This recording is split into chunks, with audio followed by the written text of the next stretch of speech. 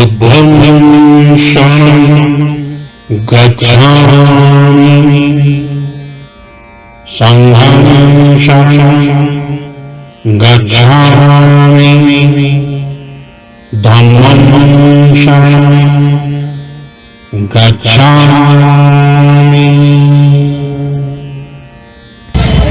इस टाइम हम बनारस से तकरीबन जो घाट है काशी विश्वनाथ का, वहाँ से 16 किलोमीटर के आसपास सारनाथ में है, जहाँ पर महात्मा बुद्ध ने अपना पहला प्रवचन दिया था और दुनिया को एक नई चेतना और एक नई रोशनी दी। मेरे साथ इस टाइम है रघुराज जी, ये आपको बाकी इसके बारे में बताएंगे। रघुराज जी बताइए, ये टेम्पल किसका, महात्मा बुद्ध जी का है? जी सर, ये वाराणसी से 12-13 किलोमीटर आउटसाइड पड़ता है। हाँ, सारनाथ क्या सारे गांव एरिया में पड़ता है। इस जगह का पुराना नाम था मिर्गगांव वन।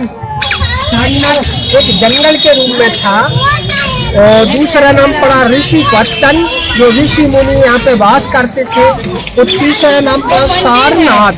सारनाथ का मतलब क्या हुआ? सार मानी उपदेश, नाथ मानी भगवान। भगवान बुद्ध का यह धर्म उपदेश है। यहाँ हर एक जगह पे लोग दर्शन करने आते, भगवान बुद्ध के शरण में आकर के धर्म चक्र का प्रदक्षिणा भी करते हैं।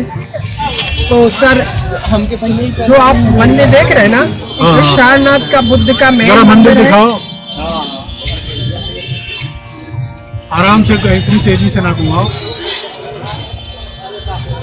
हाँ, तो सर ये सारनाथ का भगवान बुद्ध का मेन मंदिर है। इस मंदिर का नाम है मूल गंध कुटी विहार। मूल माने स्थाई, गंध माने सुगंध, कुटी माने खोपड़ी। तो श्रीलंका के बौद्ध भिक्षु अनागरिक धर्मपाल 1891 में महाबोधि सोसाइटी का स्थापना किया और 1922 में आकर के 1931 में मंदिर को बना के तैयार किया 9 साल में। उस समय ये मंदिर 70,000 रुपयों में बनकर तैयार हुआ था। उस समय कितने सन की बात है? 1931 में बनकर तैयार हुआ। अच्छा। और 1922 में इसका नींव डाला गया है सर। 9 साल में बनकर तैयार हुआ। अच्छा, कितना पैसा लगा इसमें? 70,000 रुपये। 70,000 उस समय? जी सर। अच्छा। अंदर भगवान बुद्ध का प्रतिमा है, स्टोन पत्थर का है, देखिएगा सोने का नहीं है सर। स्टोन पे गोल्ड पॉलिश है। और एक अनागरिक धर्मपाल का स्टेचू है, जिन्होंने महाबोधि संस्था बनाया, इन्हीं के द्वारा टेम्पल को बनाया गया। अच्छा, कौन है ये साहब? ये श्रीलंका के बौद्ध भिक्षु, जिन्होंने महाबोधि सोसाइटी संस्था बनाने के बाद में सर्वप्रथम सारनाथ में इसी मंदिर को निर्माण कराया है, वो व्यक्ति। अच्छा, तो इन्होंने ये यहाँ पर जो है इसका निर्माण करवाया? जी, नींव इन्होंने डाली? जी, मूलगंध कुटी विहार का इन्हीं के द्वारा सब हुआ। लेकिन बाकी काम तो सरकार ने किया होगा? सरकार का हाथ नहीं है, संस्था का है सर। संस्था का हाथ? आपसे हमसे मिलके चंदा देकर के मंदिर उस समय बनाया। अच्छा। तो आप जाएंगे ना, तो सामने में प्लेट लगा है जिसमें चंदा दिया, उसका प्लेट का नेम लिखा है और आप देख लेंगे। ठीक है। तो मंदिर में हम लोग जाएंगे, तब अंदर में जाएंगे। दीवार में पूरा पेंटिंग है बुद्धा का जीवन चरित्र, लाइफ स्टोरी, जो जापान के पेंटरों ने 32 से 36 तक 4 साल पेंटिंग किया गया मंदिर के अंदर। और ये क्या लिखा हुआ है यहाँ पे? जरा ये देख लेंगे एक बार। क्या है ये? बुद्ध का भाव लिखा है। बुद्ध ने क्या कहा, जितनी हमारी भलाई माता पिता या दूसरे भाव को नहीं कर सकते, उतने अधिक भलाई इस मार्ग पर लगा हुआ चित्त कर सकता है। अच्छा। तो इसी मंदिर का खासियत है, इसी के अंडरग्राउंड में 40 बॉक्स में बुद्ध का अस्थि रखा है यहाँ पे सर। अच्छा। जो साल में एक दफा ओपन होता है, कार्तिक बुद्ध पूर्णिमा नवंबर में सबको दर्शन कराते हैं। अच्छा। हाँ, बहुत संख्या में भीड़ होता है, बारी बारी से सब। ये क्या चीज है? है सर, यह जूता खोल। नहीं, ये जो सफेद एक स्तूप तो आपको बनाया है। अच्छा। एक मंदिर का डिजाइन दिखता है। तो हम यहाँ जूता खोलने कैमरा ले जा सकते हैं अंदर? अंदर जाएंगे, 20 रुपया दान पेटी में डाल करके पूरा। बुद्धं शरणं गच्छामि संघं शरणं गच्छामि धम्मं शरणं गच्छामि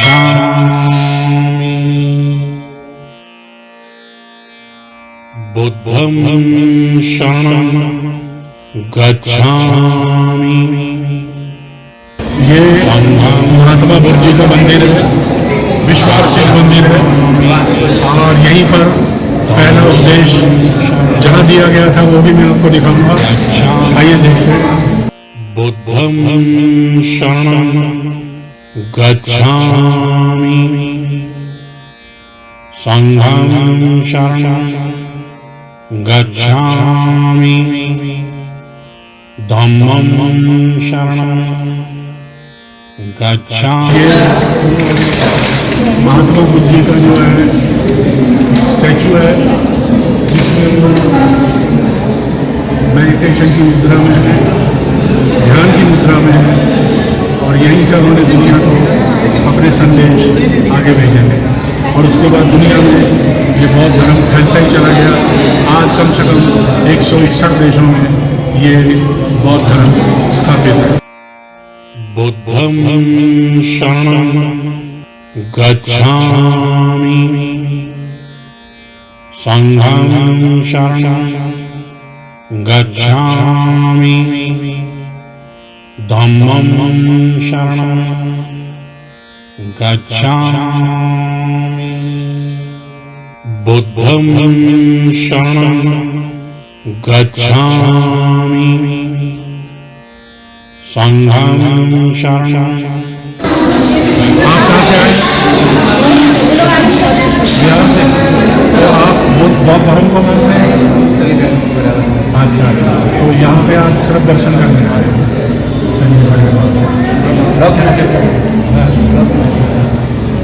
आप कहाँ से आइए? ये हमारे साथ हैं। आप भी आप चलो। बुद्धं शरणं गच्छामि संघं शरणं गच्छामि धम्मं शरणं गच्छामि।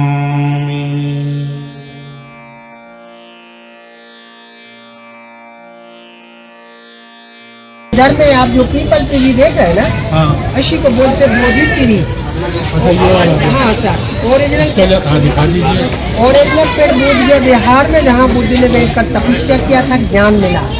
उसी का एक शाखा श्रीलंका अनुराधापुरम में गया।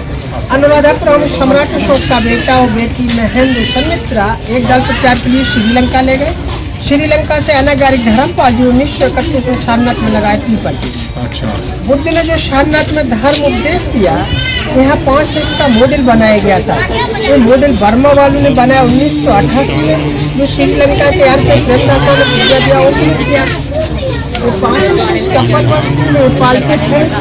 5 का नाम है अष्टदी, कुंडलीय, बप्पा, महानामा, महाभद्या। ये देश विदेश में बौद्ध धर्म का प्रचार हुआ था। और जो शीशा के अंदर थोड़ा पास आ जाएंगे तो आवाज अच्छे से आएगी। शीशा के अंदर में छोटा छोटा प्रतिमा देखते हैं ना सर, हाँ हाँ, ये बुद्ध का 27 अवतार हो चुका, जिनको ज्ञान नहीं मिला।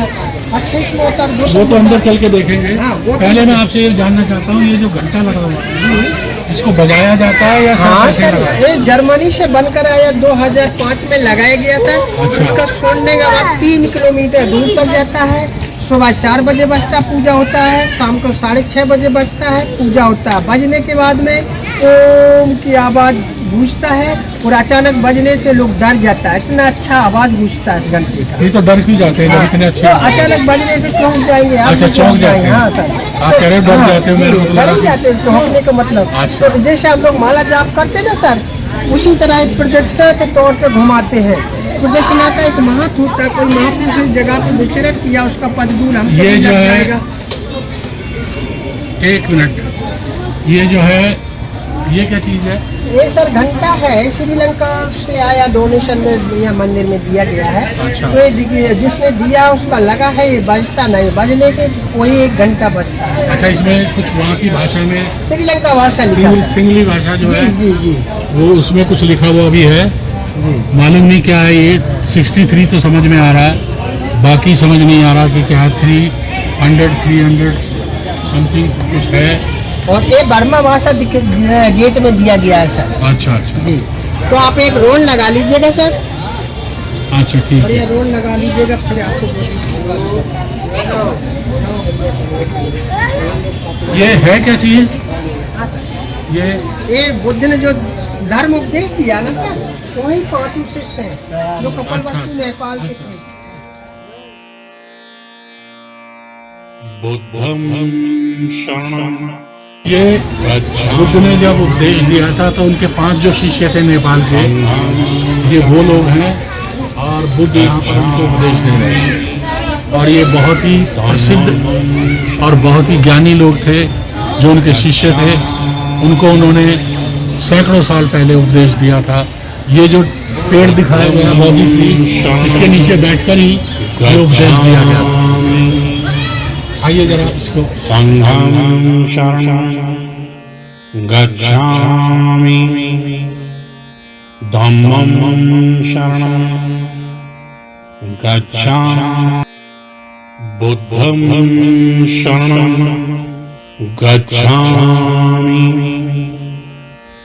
संघं शरणं गच्छामि धम्मं शरणं गच्छामि बुद्धं शरणं बेसिकली गच्छामि जो एनर्जी के मंत्र हैं ये बौद्ध धर्म में जो अपनाए जाते हैं, ये वो हैं। जब इनको हम घुमाते हैं तो इसकी एनर्जी आसपास चारों तरफ फैलती है और उससे लोगों को जो भी इसको करता है उसको लाभ होता है। बाकी इसमें कोई ऐसा जादू टूना टोटका तंत्र मंत्र बार बार का भूल कुछ ऐसी चीज़ नहीं है, लेकिन ये सिर्फ एनर्जी को क्रिएट करता है। और जब एनर्जी आपकी बॉडी में जाती है, अच्छी एनर्जी, तो आप अच्छा सोचने लगते हैं, आपका ब्लड प्रेशर सही होता है और आपका आकर्षण बढ़ता है। और ये सब उनके मंत्र हैं और इनको ऐसे घुमाया जाता है और इस तरीके से उसका फायदा उठाया जाता है। ये अलग अलग किस्म के जो नाम हैं वो है जो महात्मा बुद्ध के। बुद्धं शरणं गच्छामि संघं शरणं ये इस तरह से देखिए आप, गच्छामि धम्मं शरणं गच्छामि बुद्धं शरणं गच्छामि ये वो वृक्ष है जिसके नीचे बैठकर महात्मा बुद्ध ने अपना पहला संदेश दुनिया को दिया था और पूरी दुनिया का जो है भला किया था, निर्माण किया था। इसे बोधि वृक्ष भी कहते हैं। बुद्धं शरणं गच्छामि संघं शरणं गच्छामि धम्मं शरणं गच्छामि बुद्धं शरणं गच्छामि संघं शरणं। स्तूप का मतलब ये होता है कि जो महापुरुष हैं जिन्होंने पूरी दुनिया को बदलने के लिए प्रवचन दिए, उनकी याद में, उनके आदर में इस तरह से स्तूप बनाए जाते थे। बाकी आपको ये बताएंगे जो यहाँ के जानकार हैं, बहुत बड़े प्रोफेसर हैं, ये बताएंगे कि किस तरीके से क्या स्तूप का मतलब क्या है। सर स्तूप का है एक मेमोरिया की यादगार। स्तूप क्या है? एक मेमोरिया की यादगार। कोई महापुरुष ने इस जगह पे धर्म उपदेश दिया या कुछ यहाँ पे विचरण किया, तो ये एक मेमोरी की यादगार के लिए बनाया गया है। तो इस जगह का नाम है धर्म चक्र स्तूप। बुद्ध को बोध गया विहार में ज्ञान मिला और अपने 5 शिष्यों को लेकर के छोटा सा आसन बना के भगवान बुद्ध ने अपने 5 शिष्यों को धर्म प्रवचन इसी जगह पे दिया था। जब सम्राट अशोक कलिंगा युद्ध जीता, कलिंगा युद्ध जीतने के बाद में बौद्ध धर्म अपनाया तो यादगार के लिए स्तूपा बनाया गया। इसके अंदर खिड़की दरवाजा गेट नहीं है सर, ये सॉलिड ठोस है, एक यादगार है। तो बुद्धिस्ट लोग आते हैं, बाहर से चक्कर लगाते हैं, अगरबत्ती कैंडल से पूजा करते हैं। स्तूपा का ऊंचाई 103 फीट है, 94 फीट है, 2300 साल पुराना है। बुद्ध धर्म में 2 शाखाएं मानी जाती हैं कि हीनयान, एक महायान। हीनयान वाले होते हैं चक्कर लगाते हैं, महायान वाले मूर्ति पूजा करते हैं। जैसे तिब्बत है, लद्दाख है, भूटान, ये लोग चक्कर लगाते हैं। श्रीलंका, जापान, थाईलैंड आकर के मंदिर में आकर के बैठ के पूजा करते हैं। तो इस जगह पे महात्मा बुद्ध ने धर्म उपदेश दिया और इसी जगह सारनाथ में वर्षावास 4 महीना सारनाथ में व्यतीत किया। अच्छा, इसकी जो आकृति है, जो गोल होती है, उसके बारे में मैंने पढ़ा था कि गोल होने से किसी भी चीज़ के, क्योंकि दुनिया में अधिकतर चीज़ें गोल है, चाहे ब्रह्मांड हो, चाहे वो कोई भी चीज़ हो, वो गोल होती है। अगर आप पानी में भी पत्थर मारेंगे तो गोल चक्र बनते हैं। तो इसी तरीके से जो गोल वो है, ये एनर्जी को वहीं पर घुमाकर वहीं का वहीं इकट्ठा कर लेता है। तो स्तूप का ये भी कहते हैं लाभ होता है कि वहाँ पर जब आप पूजा करते हैं, कैंडल जलाते हैं, दीपक जलाते हैं, अगरबत्ती जलाते हैं, तो उसकी अच्छी वाइब्रेशन, जो उसकी अच्छी तरंगें हैं, वो आपके भीतर चली जाती है। क्या सही बात है? सही है सर। तो बुद्धं शरणं गच्छामि। चलिए अब दूसरी जगह चलते हैं। संघं जापान के जो बौद्ध धर्म को मानने वाले हैं, ये कौन है? इन्होंने क्या किया था यहाँ पे? इन्होंने इसका निर्माण कब करवाया? ये सारे जो जापान मंदिर है, ये जापान वालों ने बनाया है। ये 1992 में बनाया गया है, जिसमें भगवान बुद्धा का आपको 2 प्रतिमा देखने को मिलता है। एक गौतम बुद्धा और एक मैत्री बुद्धा।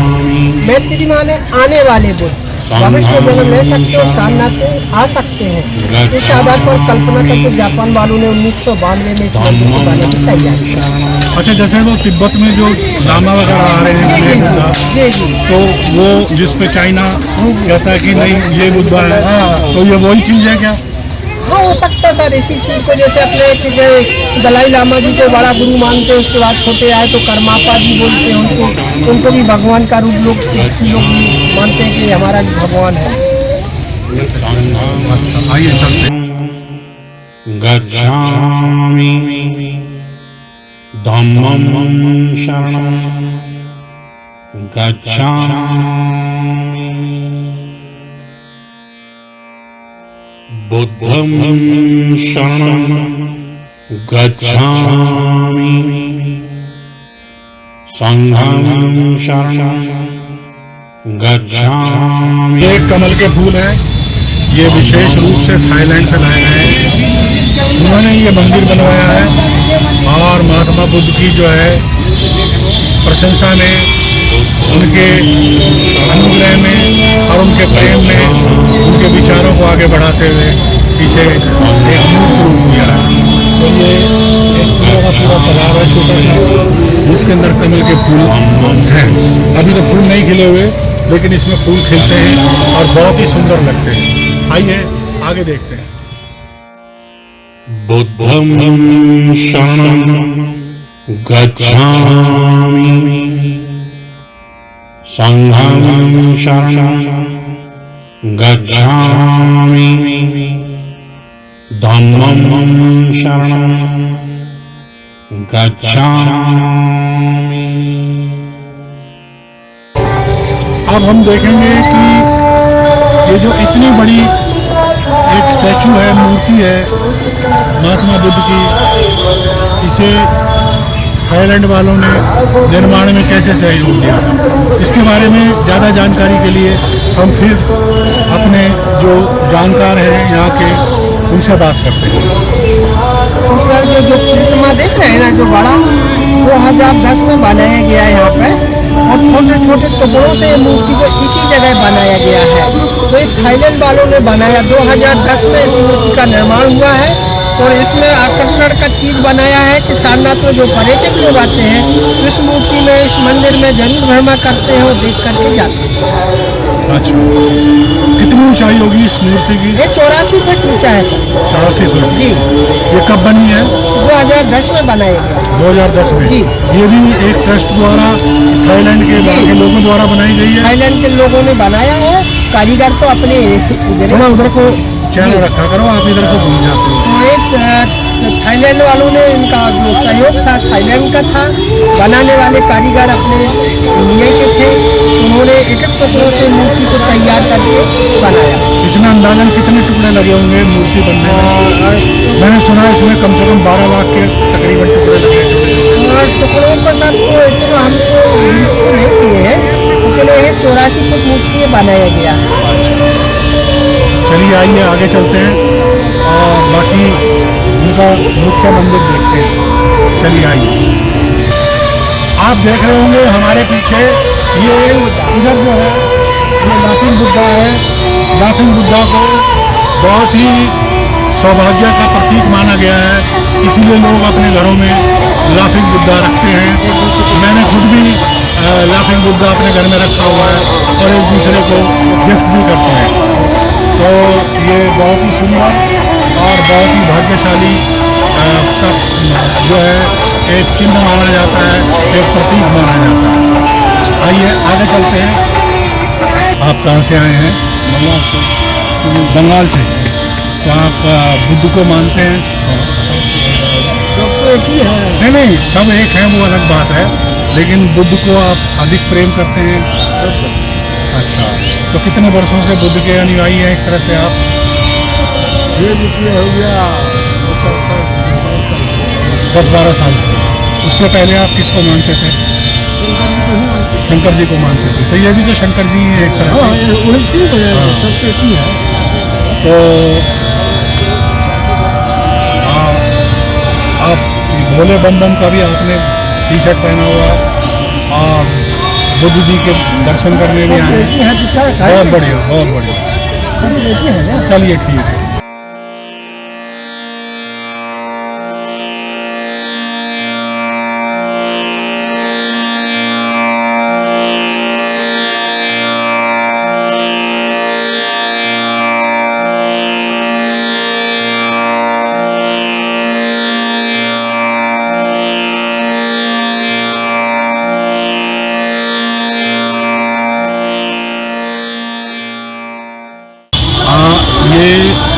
महात्मा बुद्ध जी की वो जगह है जिसे बाद में निर्माण किया है थाईलैंड वालों ने।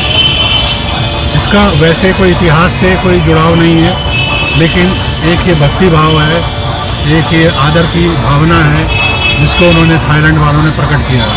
इसमें आप देखेंगे लिखा हुआ है जो बुद्ध का मुख्य जो कथन था, बुद्धं शरणं गच्छामि, धम्मं शरणं गच्छामि, संघं शरणं गच्छामि। तो ये एक तरह से बौद्ध का जो पूरा सार जो है वो इन 3 लाइनों में आपको देखने को मिलता है। और ये एक्चुअली उनके शिष्य जो हैं वो नहीं है, ये स्वयं महात्मा बुद्ध हैं जो छोटी प्रतिमा में है, बड़ी प्रतिमा में है। तो ये थाईलैंड वालों का बनाया हुआ 1950 में बनाया गया ना। अच्छा, ये 1954 में। और ये कब बनाया गया है? ये तो अभी 4-5 साल पहले बनाया।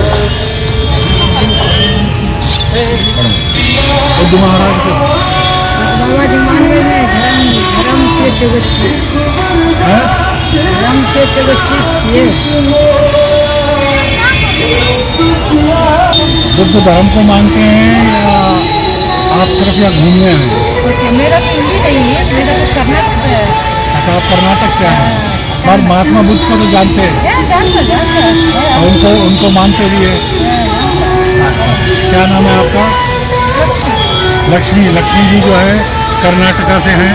कर्नाटका में मैंने बहुत काम किया है, हेगड़ू में और दूसरी जगहों पर।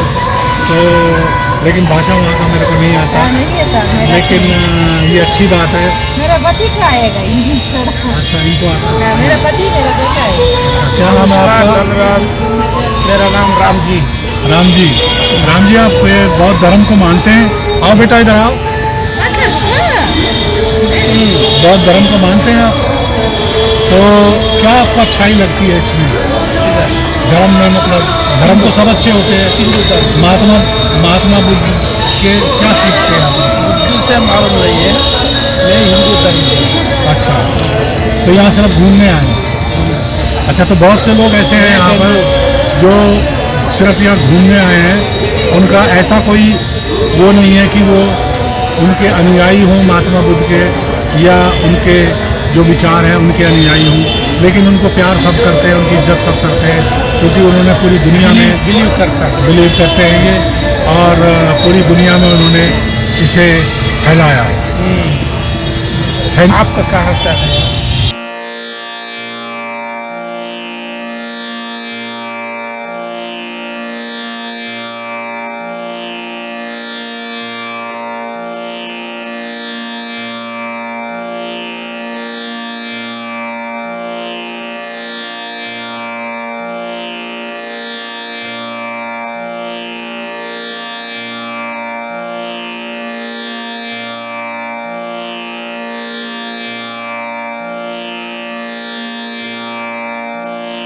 जब आप सारनाथ आएंगे तो सारनाथ के बिल्कुल सामने ये हैंडलूम का स्टोर है। यहाँ पर आप देख रहे होंगे कि कपड़े धुले जाते हैं और उसके बाद उनको बेचा जाता है। ये प्योर और अच्छी क्वालिटी के कपड़े होते हैं। तो आप यहाँ पर अवश्य एक बार विजिट करें और कुछ ना कुछ यहाँ से खरीदें, ताकि हमारा हैंडलूम जो है और आगे बढ़ सके। और आप क्या बताना चाहेंगे? यहाँ पे वो बता रहे हैं घर घर में 47,000 हैंडलूम चलते हैं। यहाँ से तो मार्केट में सिटी में दुकान में जाता तो टैक्स है, बैठ है, खर्चा लगाता, दूसरी का तो यहाँ ना कोई टैक्स है, कोई खर्चा। अच्छा, इसका कोई टैक्स वगैरह नहीं? प्रचार तौर पर बताया दिखाया जाता है, जिससे आप डायरेक्ट मंगा सकते हैं, पहचान और तो विदेशों में भी भेजा जाता है? हर एक जगह। अच्छा, ये महात्मा बुद्ध की तस्वीर यहाँ पे भी एक थी, और वो हाथी मैं चाहूँगा कि इसको थोड़ा सा ले लें। इससे ये पता लगेगा कि यहाँ की नक्काशी और यहाँ का जो आर्ट है वो कैसी है। बुद्धं शरणं गच्छामि संघं शरणं गच्छामि धम्मं शरणं गच्छामि